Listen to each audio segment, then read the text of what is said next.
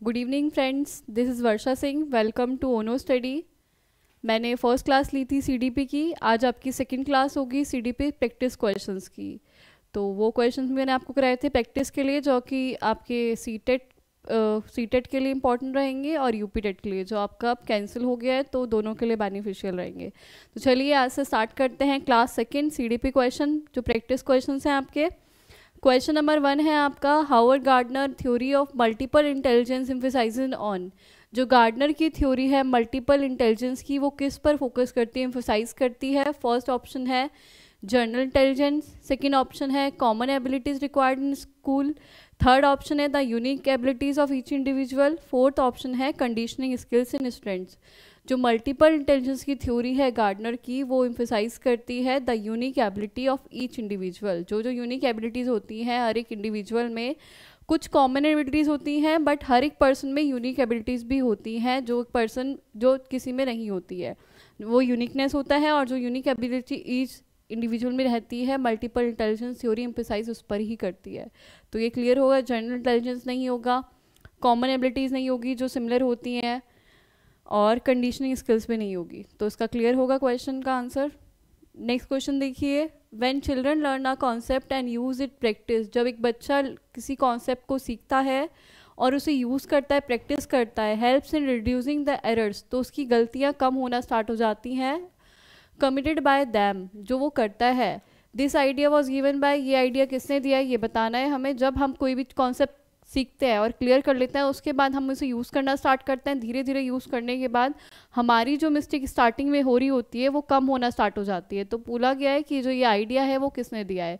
Option number A है EL Thorndike ने, और ऑप्शन नंबर बी है जीन पियाजे ने, ऑप्शन नंबर सी है जेबी वॉटसन ने, ऑप्शन नंबर डी है लेव वाइगोत्स्की ने। तो हमारा जो आंसर रहेगा ना करेक्ट, वो आंसर नंबर 1 रहेगा। थॉर्नडाइक ने दिया है ये आइडिया कि हम ट्रायल और एरर करके सीखते हैं, करते रहेंगे हम किसी भी चीज़ की प्रैक्टिस। उसके बाद जो हमारे एरर्स होंगे, हमें पता चलेंगे कि हमने ये गलतियाँ करी हैं, तो हम आगे और उसे इम्प्रूव करने की कोशिश करेंगे। फिर धीरे धीरे इम्प्रूव करके एक दिन परफेक्शन आ जाता है। तो मेनली हम ट्रायल और एरर से सीखते हैं, और ये आइडिया थॉर्नडाइक ने दिया है। तो ये आपको क्लियर होगा। सेकेंड क्वेश्चन, थर्ड क्वेश्चन पे मूव करते हैं। थर्ड क्वेश्चन है द नेचर और नर्चर डिबेट रेफर्स टू। जो नेचर और नर्चर की डिबेट है वो किससे रेफर करती है? ऑप्शन नंबर ए है genetics environment, option number B है behaviour and environment, option number C है इन्वायरमेंट एंड बायोलॉजी, और ऑप्शन नंबर डी है इन्वायरमेंट एंड अपब्रिंगिंगनेस। तो हमारा जो आंसर करेक्ट रहेगा वो रहेगा जेनेटिक्स एंड इन्वायरमेंट। हमारा जो नेचर है वो बिलोंग करता है जेनेटिक्स से, और नर्चर जो है इन्वायरमेंट से।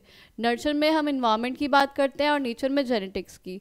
जेनेटिक मीन्स हेरिडिटी, जो भी हमें ये टोटली डिपेंड करता है बायोलॉजिकली कि हमें कौन से क्या जीन्स मिले हैं। अगर लाइक होता है किसी के पेरेंट्स की हाइट ज़्यादा है तो बच्चे में वो जीन्स होते हैं, वो भी हाइटेड होता है।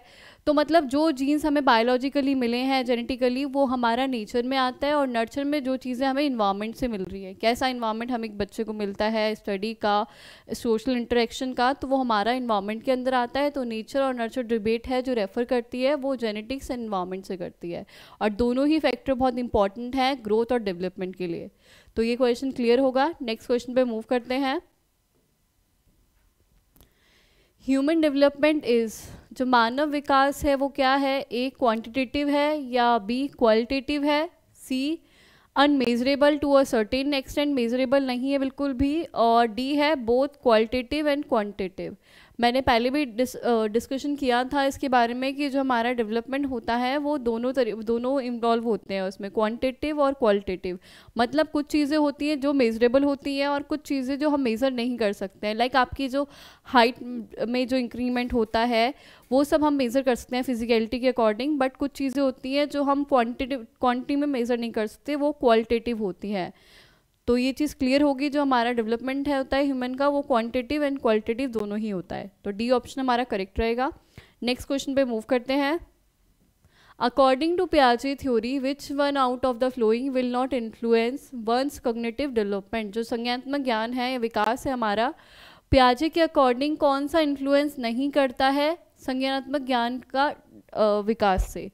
तो ऑप्शन नंबर ए है हमारा लैंग्वेज, ऑप्शन नंबर बी है हमारा social experience, option number C है मैच्योरेशन, ऑप्शन नंबर डी है एक्टिविटी। तो कॉग्निटिव डेवलपमेंट में क्या बिलोंग नहीं करता है उससे, तो हमारा ऑप्शन नंबर बी करेक्ट रहेगा। सोशल एक्सपीरियंसेस कॉग्निटिव डेवलपमेंट में नहीं आते हैं। हमारी लैंग्वेज आती है, मैच्योरेशन आता है, एक्टिविटी आती है। जो भी चीज़ें हम करते हैं जो हमारी मेंटल स्किल्स में आती हैं वो सब हमारी कॉग्निटिव डेवलपमेंट से बिलोंग करती हैं। तो ये क्वेश्चन भी क्लियर होगा। नेक्स्ट क्वेश्चन पे मूव करते हैं। Deficiency in the ability to write associated with impaired hand writing is a symptom of. बोला गया अगर जो डेफिशिएंसी होती है एबिलिटी टू राइट लिखने में, वो हमारी क्या कौन से सिम्टम होते हैं, कौन सी प्रॉब्लम के सिम्टम होते हैं। A option dysgraphia, B option dyspraxia, C option dyscalculia और डी ऑप्शन डिसलेक्सिया। हमारा जो करेक्ट ऑप्शन रहेगा वो ऑप्शन नंबर ए रहेगा। डिस्ग्राफिया होता है deficiency of ability to write, जिसमें हम बच्चा सही नहीं लिख पाता है, मिरर इमेज में लिखता है। जैसे अगर ई ऐसे बनाया जाता है तो वो ऐसा लिखता है उसके अपोजिट। तो ये प्रॉब्लम आती है हमारी डिस्ग्राफिया में। और डिस्प्रेक्सिया में ये होता है कि जो आई और हैंड्स का कोऑर्डिनेशन होता है वो करेक्ट नहीं होता। बच्चा अगर देख कहीं और रहा है तो लिख कहीं और रहा होता है, या हैंड का कोऑर्डिनेशन अलग चल रहा होता है और आई का कोऑर्डिनेशन अलग होता है। तो दोनों का जो कोऑर्डिनेशन है वो सही नहीं होता उसमें डिस्प्रेक्सिया में। तो ये क्लियर होगा। डिसकैल्कुलिया में कैलकुलेशन में मिस्टेक होती है, मैथ्स में जो भी कैलकुलेशन का वर्क होता है वो नहीं कर पाता है, तो डिसकैल्कुलिया रिलेटेड होता है कैलकुलेशन से। और डी है डिसलेक्सिया, डिसलेक्सिया रिलेटेड होता है लैंग्वेज से, कि बोलने में प्रॉब्लम होती है और बोलने में प्रॉब्लम है तो लिखने में प्रॉब्लम भी होगी। तो ये क्लियर होगा आपको ये क्वेश्चन। नेक्स्ट क्वेश्चन देखिए। Fitting new information into existing schemas is known as. पुरानी इन्फॉर्मेशन में नई इन्फॉर्मेशन डालना उस स्कीमा में, तो उसे क्या बोला जाता है। A option accommodation, B option equilibration और सी ऑप्शन है एसिमिलेशन, डी ऑप्शन ऑर्गेनाइजेशन। तो हमारा करेक्ट आंसर रहेगा सी। अडेप्टेशन में आते हैं दोनों ही पॉइंट।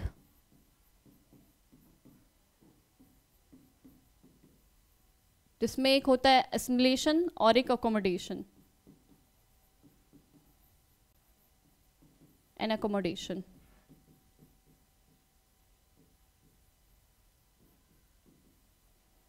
एसिमिलेशन में क्या होता है कि पुरानी इन्फॉर्मेशन में ही नई ऐड हो जाती है, नई ऐड कर दी जाती है।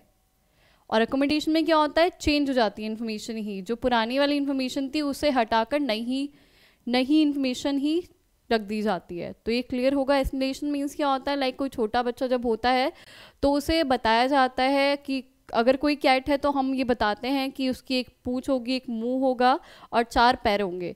तो बच्चा आगे जाकर अगर डॉग को भी देखता है तो उसे भी वो कैट ही बुलाता है। क्यों? क्योंकि उसकी जो एसिमिलेशन था वो वहीं तक था, लेकिन आगे जाके जब हमने क्लियर किया कि वो कैट नहीं डॉग है तो उसने उस इन्फॉर्मेशन को उस पर ही ऐड कर लिया।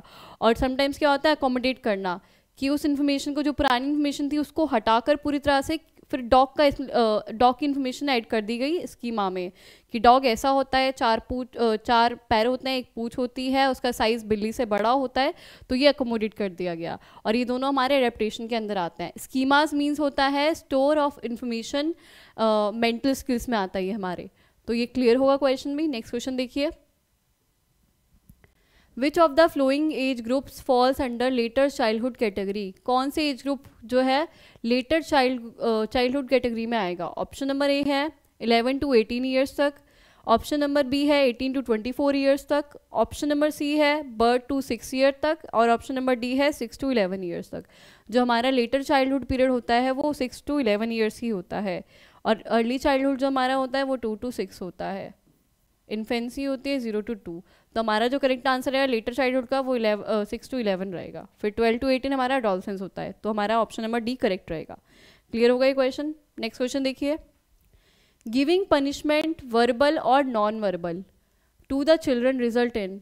किसी भी बच्चे को वर्बली पनिश करना या नॉन वर्बली पनिश करना, उसका रिजल्ट क्या होता है देखिए। A option motivate them to work, उनको मोटिवेट करता है काम करने के लिए। B option protecting the child's image, बच्चे की इमेज को प्रोटेक्ट करके रखता है। और C option improving their scores को इम्प्रूव करने के लिए यूज़ किया जाता है। या D option damaging their self concept, उनके सेल्फ कॉन्सेप्ट को डैमेज कर दिया हो जाता है। तो ये चीज़ ऑब्वियसली क्लियर है कि अगर किसी बच्चे को वर्बली या नॉन वर्बली पनिश किया जाता है तो उसका सेल्फ कॉन्सेप्ट डैमेज हो जाता है। क्योंकि अगर कोई बच्चा मिस्टेक, मतलब कोई क्वेश्चन पुट अप किया जा रहा है क्लास में टीचर से, कोई बच्चा अगर हिम्मत करके कोई क्वेश्चन पुट अप करता है और वो क्वेश्चन अगर उसका आंसर ही गलत है, गलत आंसर देता है, टीचर ने पूछा क्वेश्चन कोई भी क्लास में और बच्चों ने हैंड्स अप किया, देन उसको आंसर किया, अब वो आंसर गलत था और टीचर ने उसको डांट दिया, पूरी क्लास के सामने इंसल्टेड फील करा दिया, तो उसका जो सेल्फ कॉन्सेप्ट है वो डैमेज हो जाता है। तो इसका जो आंसर रहेगा वो आंसर नंबर डी रहेगा कि पनिशमेंट कोई सी भी हो या वर्बली आप उसे पनिश कर रहे हो, वर्बली उसे आप बोल रहे हो कि आपको तो आता ही नहीं है, आपको तो आंसर देना ही नहीं चाहिए था, तो उसका जो मोरल है वो डाउन हो जाएगा, देन वो नेक्स्ट टाइम से उस क्वेश्चन के लिए हैंड्स अप भी नहीं करेगा। तो इसका जो आंसर रहेगा वो आंसर नंबर डी रहेगा। तो ये क्वेश्चन क्लियर होगा आपके लिए। नेक्स्ट क्वेश्चन देखिए, out of the box thinking is related to. Box से बाहर सोचने का मतलब क्या है, किससे रिलेटेड है ये? ऑप्शन नंबर ए है कंसिस्टेंट थिंकिंग, कंसिस्टेंट थिंकिंग के रिलेटेड है, या मेमोरी बेस्ड थिंकिंग के लिए, या सी ऑप्शन है डाइवर्जेंट थिंकिंग के लिए, या डी ऑप्शन है कन्वर्जेंट थिंकिंग के लिए। तो हमारा करेक्ट आंसर जो रहेगा वो आंसर नंबर सी रहेगा। आउट ऑफ द बॉक्स मतलब बॉक्स से बाहर निकल के सोचना, मतलब एक क्वेश्चन के बहुत सारे सोल्यूशन सोचना, बहुत सारे आंसर सोचना, अलग अलग वे में उसे प्रेजेंट करना, तो ये डाइवर्जेंट थिंकिंग में आती है आपकी। लाइक एक क्वेश्चन है बट आप डिफरेंट वेज से उसके आंसर सोल्यूशन सोच रहे हो, तो ये हमारा डाइवर्जेंट थिंकिंग में आता है। क्लियर हो गया क्वेश्चन? नेक्स्ट क्वेश्चन देखिए, अकॉर्डिंग टू ले Vygotsky the primary cause of cognitive development is. Vygotsky के हिसाब से प्राइमरी कॉज क्या है कॉग्निटिव डेवलपमेंट का? तो ऑप्शन देखिए, इक्लिब्रेशन है, या बी ऑप्शन सोशल इंटरेक्शन है, या C option adjustment of mental schemas है, या फिर D option stimulus response pairing है। तो हमारा जो करेक्ट आंसर रहेगा वो आंसर नंबर रहेगा बी। जो ली वाइगोत्स्की है वो फोकस करते हैं सोशल इंटरेक्शन पर, वो सोशल इंटरेक्शन पे ही जोर डालते हैं कि जो बच्चा सीखता है वो ज़्यादा से ज़्यादा सोशल इंटरेक्शन से ही सीखता है, अपने सोशल इन्वायरमेंट से ही ज़्यादा चीज़ें वो अडेप्ट कर पाता है। तो ये ऑप्शन आपका बी क्लियर रहेगा। नेक्स्ट क्वेश्चन देखिएगा, which of the following are secondary agents of socialisation. कौन से जो एजेंट्स है वो सेकेंडरी एजेंट है सोशलाइजेशन में? ए ऑप्शन है family and neighbourhood, B option है school and neighbourhood, C option school and immediate family members, या डी ऑप्शन है फैमिली एंड रिलेटिव। देखिए प्राइमरी जो हमारे एजेंट्स रहते हैं ना वो हमारी फैमिली रहती है। प्राइमरी जो एजेंट रहते हैं वो फैमिली होती है। पहले बच्चा जो है अपनी फैमिली से सीखता है, फैमिली में सोशलाइजेशन का प्रोसेस होता है, उनके साथ टाइम स्पेंड करता है, तो सब चीज़ें मेनली उनसे अडेप्ट करता है, वो बोलना करना सब चीज़ें उनसे होती है। उसके बाद जो सेकेंडरी हमारा कॉज रहता है वो रहता है आपका स्कूल एंड नेबरहुड, क्योंकि उसके बाद वो स्कूल में जाना स्टार्ट करता है, बाहर निकलना शुरू होता है, नेबरहुड में बातचीत स्टार्ट होती है, तो उनसे सोशलाइजेशन स्टार्ट हो जाता है। तो प्राइमरी जो रहेगा वो हमारा फैमिली रहेगा और सेकेंडरी जो होगा वो स्कूल एंड नेबरहुड रहेगा। तो ये क्वेश्चन क्लियर होगा। नेक्स्ट क्वेश्चन देखते हैं, the cephalocaudal principle of development explain how development proceeds from. जो सेफेलोकॉर्डल प्रिंसिपल है डेवलपमेंट का वो कैसे एक्सप्लेन करता है कि डेवलपमेंट जो आपका है वो कहाँ से प्रोसीड होता है। सेफेलोकॉर्डल प्रिंसिपल कहाँ से मीन्स क्या है इसका? ए ऑप्शन है जर्नल से स्पेसिफिक फंक्शंस करना, या बी ऑप्शन है डिफरेंशिएशन टू इंटीग्रेटेड फंक्शन, या सी ऑप्शन है हेड टू टो, या D option rural to urban areas. Cephalocaudal principle जो हमारा वर्क करता है वो करता है हेड टू टो से, मतलब पहले हेड हमारा डेवलप होता है, उसके बाद हमारे सारे जो ऑर्गन्स हैं या फिर हमारे जो पार्ट्स हैं बॉडी के वो डेवलप होते हैं, तो ये हेड टू टो जाता है। तो हमारा जो ऑप्शन नंबर सी है वो क्लियर होगा। ये सेफेलोकॉर्डल जो प्रिंसिपल है वो वर्क करता है हेड से टो पर, पहले आपका हेड डेवलप होगा, फिर हैंड्स होंगे, फिर लेग्स होंगे, धीरे धीरे करके। तो क्लियर होगा ये क्वेश्चन। नेक्स्ट क्वेश्चन देखिए, what should a teacher tell her students to encourage them to do task with interesting motivation. एक स्टूडेंट को एक टीचर को क्या करना चाहिए अपने स्टूडेंट्स को इनकरेज करने के लिए?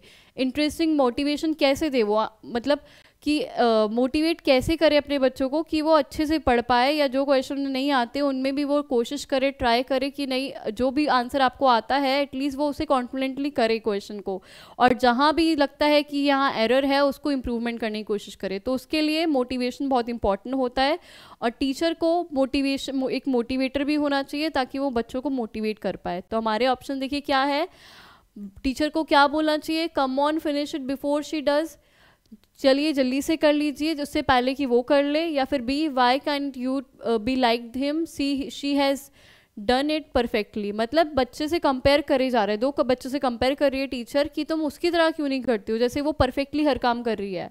या सी ऑप्शन आपको complete the task fast and get a toffee, या बच्चों को ये बोलना चाहिए कि टास्क जल्दी से खत्म करिए आपको एक टॉफी मिलेगी। लेकिन ये सब ऑप्शन करेक्ट नहीं होंगे, क्यों, और ये भी करेक्ट नहीं रहेगा। ठीक है, आप उसको टॉफ़ी दे रहे हो, किस रिवॉर्ड दे रहे हो अपने काम के बदले में, बट एक टाइम क्या, जैसे आप डेली डेली बच्चे काम कंप्लीट करेंगे, आप टॉफ़ी रिवॉर्ड में दोगे तो वो उसके लिए नॉर्मल रह जाएगा, तो उसके आगे जाकर उसकी कोई वैल्यू नहीं रहेगी। तो इससे बेटर जो हमारा आंसर रहेगा वो आंसर नंबर डी रहेगा, try to do it you will learn. कोशिश करो, उससे तुम सीखोगे। मतलब ये नहीं कि मोरल से उसका बढ़ रहा है, आप मोटिवेट करो कि आप ट्राई करिए, चाहे गलती करो लेकिन आप उससे सीखने को मिलेगा। अगर गलत करोगे तो उसे करेक्ट भी किया जा सकता है, लेकिन कोशिश करना इंपॉर्टेंट है। तो हमारा जो डी ऑप्शन है वो करेक्ट रहेगा। एक टीचर को अपने बच्चों को इंकरेज करना चाहिए, इंटरेस्टिंग मोटिवेशन, जो कि हमारा राइट आंसर डी है।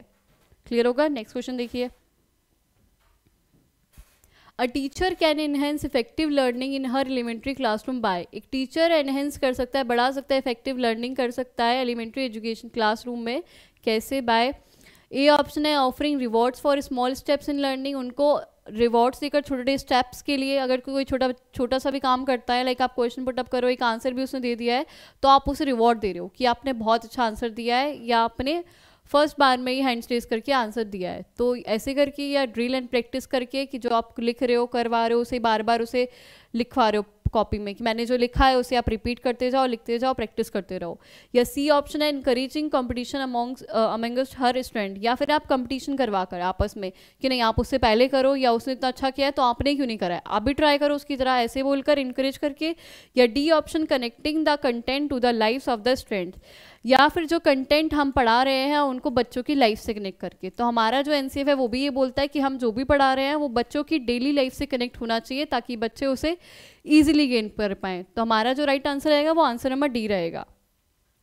क्लियर हो गई क्वेश्चन भी? नेक्स्ट क्वेश्चन देखिए।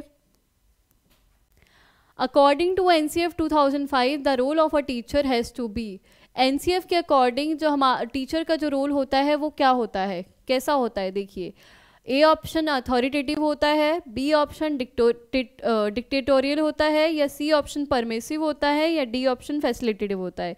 अथॉरिटेटिव नहीं होता कि पूरी अथॉरिटी ही टीचर के हाथ में होगी, टीचर ही सब चीज़ कंट्रोल करेगा या ऑर्डर देगा बच्चों को, तो वो नहीं बोलता है एनसीएफ। ये डिक्टेटोरियल भी नहीं बोलता कि तानाशाही चला रहा है, पनिश कर रहा है बच्चों को कि आपने छोटी बात पे भी ये नहीं करा, वो नहीं करा, तो उनको पनिशमेंट दे दी जाए, तो बच्चा खुद वो मोटिवेट नहीं, इवन डीमोटिवेट हो जाएगा। और परमेसिव ये भी नहीं, दयालु भी नहीं होना चाहिए कि पूरा आपने कंट्रोल बच्चों के हाथ में दे दिया है। डी ऑप्शन है आपका फैसिलिटेटिव, तो हमारा जो डी ऑप्शन रहेगा वो करेक्ट रहेगा। फैसिलिटेटर, एक टीचर को फैसिलिटेटर होना चाहिए, ऐसा हमारा एनसीएफ बोलता है। मतलब बच्चों को असिस्ट करना चाहिए, जहां वो गलतियां कर रहे हैं आप उन्हें बताओ, और बाकी उनको मोटिवेट करो काम करने के लिए, जो आप सिखा रहे हो वो उन्हें समझ में आना चाहिए। एज अ फैसिलिटेटर टीचर को वर्क करना चाहिए, ये हमारा एनसीएफ बोलता है। तो हमारा आंसर नंबर डी करेक्ट है। नेक्स्ट क्वेश्चन देखते हैं, ये क्वेश्चन क्लियर होगा। To cater to individual differences in his classroom a teacher should, individual differences को कम करने के लिए, कैटर करने के लिए क्लासरूम में एक टीचर को क्या करना चाहिए? ऑप्शन नंबर ए है have uniform and standard ways of teaching assessment, मतलब आपको एक ही तरीका यूज़ करना चाहिए सब बच्चों के लिए, सबको पढ़ाने के लिए। B option segregate and label children based on their marks, बच्चों को अलग अलग कर देना चाहिए उनके मार्क्स के अकॉर्डिंग, कि आपके ज़्यादा मार्क्स हैं आप आगे बैठो, आपके कम मार्क्स हैं आप पीछे बैठिए, या उनको ज़्यादा इंपॉर्टेंस दे दी जाए, जिनके ज़्यादा मार्क्स हैं और जिनके कम मार्क्स हैं उन पर आप ध्यान ही मत दो, उनको सेग्रीगेट कर दिया, बांट दिया।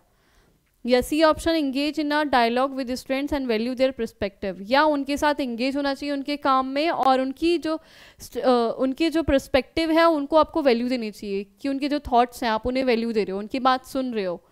या D option impose strict rules upon him student, या फिर आपको अपने ही रूल्स बनाकर बच्चों पे लगा देनी चाहिए कि आपको ऐसा करना है, आपको मुंह से आवाज़ नहीं निकालनी है, आपको बोलना नहीं है, जब मैं पूछूंगी तभी हाँ या ना कर रिप्लाई करना है, या ऐसा करना चाहिए। तो हमारा करेक्ट आंसर रहेगा आंसर नंबर सी।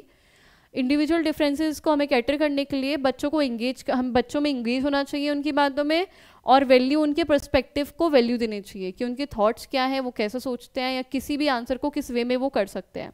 तो हमारा जो आंसर नंबर रहेगा सी करेक्ट इसका। नेक्स्ट क्वेश्चन देखते हैं। अकॉर्डिंग टू जीन पियाजे children develop abstract logic and reasoning skill during, मैंने बताया था लास्ट क्लास में पियाजे की 4 स्टेजेस थी, उसमें से पूछा गया किस स्टेज में वो एब्स्ट्रैक्ट लॉजिक स्टार्ट करता है या रीजनिंग स्किल स्टार्ट कर देता है अपनी। तो ए ऑप्शन है सेंसिटिव मोटर स्किल में, या फिर B option preoperational stage में, C option formal operational stage में, या D option concrete operational stage में। सेंसिटिव मोटर स्टेज तो हमारी 0 to 2 ईयर्स की होती है, और प्री ऑपरेशनल आपकी होती है 2 to 6 ईयर की।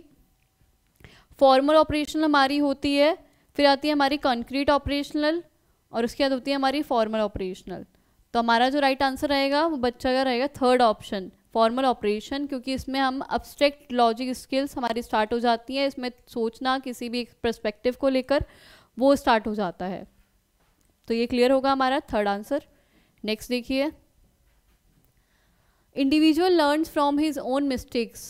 इंडिविजुअल खुद की मिस्टेक से ही सीखता है। This statement is based on which learning theory. ये जो स्टेटमेंट है वो कौन सी थ्योरी पर बेस्ड है? देखिए, इंस्ट्रूमेंटल कंडीशनिंग पर, या फिर सेकेंड इनसाइट पर, या फिर थर्ड ट्रायल एंड एरर पर, या फिर हमारी फोर्थ है क्लासिकल कंडीशनिंग पर। तो हमारा जो करेक्ट आंसर रहेगा वो आंसर हमारा रहेगा इनसाइट। अपनी खुद की मिस्टेक से आप देख रहे हो और सीख रहे हो तो वो हमारा इनसाइट में आएगा। क्लियर हो गया क्वेश्चन। नेक्स्ट देखिए, डेवलपमेंट स्टार्ट्स फ्रॉम। डेवलपमेंट कहाँ से स्टार्ट हो जाता है और कब से स्टार्ट हो जाता है? A option stage of infancy से स्टार्ट हो जाता है, और या फिर बी प्रीनेटल स्टेज से स्टार्ट हो जाता है डेवलपमेंट, या सी प्री चाइल्डहुड स्टेज से, और डी पोस्ट चाइल्डहुड स्टेज से। जो हमारा डेवलपमेंट होता है बच्चे का वो माँ के गर्भ से ही स्टार्ट हो जाता है डेवलपमेंट होना, और उसको बोलते हैं प्रीनेटल स्टेज। तो हमारा करेक्ट आंसर जो रहेगा वो आंसर नंबर 2 रहेगा। क्लियर हो गया क्वेश्चन। और ये आज का आपका लास्ट क्वेश्चन था। होप सो सारे क्वेश्चन आपको समझ आ गए होंगे। सीडीपी की सेकंड क्लास से प्रैक्टिस क्वेश्चन से, जो दोनों ही एग्जाम्स के लिए इंपॉर्टेंट रहेंगे, आपके सीटेट और यूपीटेट के लिए। Thank you very much for watching this video. और वीडियो आपको पसंद आती है तो लाइक और शेयर कर दीजिएगा। Thank you.